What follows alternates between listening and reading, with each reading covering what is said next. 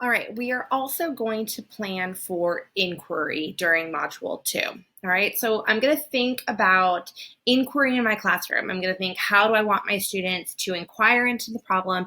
And then how am I going to prepare them to do that? How am I going to prepare them to be critical consumers of information? So thinking back to that fake news lesson that we experienced during this module. And again, remember that inquiry can take a number of forms. It can be using experts, through interviews, using resources such as books, websites, videos. You experienced Google Earth, or it could be exploration, experimentation, visual modeling.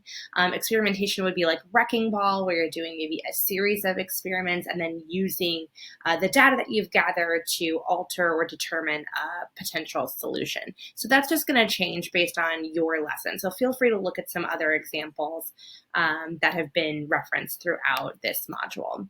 All right, I am going to reference the in-person climate change, and each of these things was modified for the experience that we had virtually. Okay, so it can be done either way, virtually or in person. I'm just going to reference it for in person.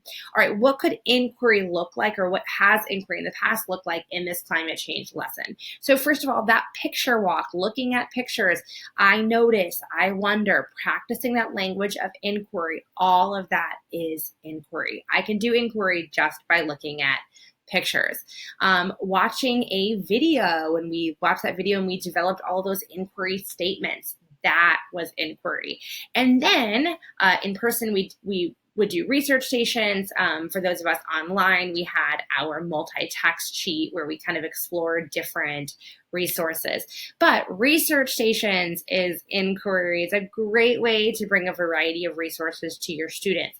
If you're going to do that, you need to explicitly teach the skills that students need. So explicitly teaching the paraphrasing skill. Also providing support, whether that's a graphic organizer or note cards, some way for students to organize the data that they're collecting or the information that they're gathering. And then finally, just thinking back, I would plan to teach a lesson like fake news prior to the PVL, so that if I'm asking them to go out and seek any information on their own, they have the skills necessary to determine if the information is valid, reliable, valuable. So here's what that would look like actually written out in the inquiry piece.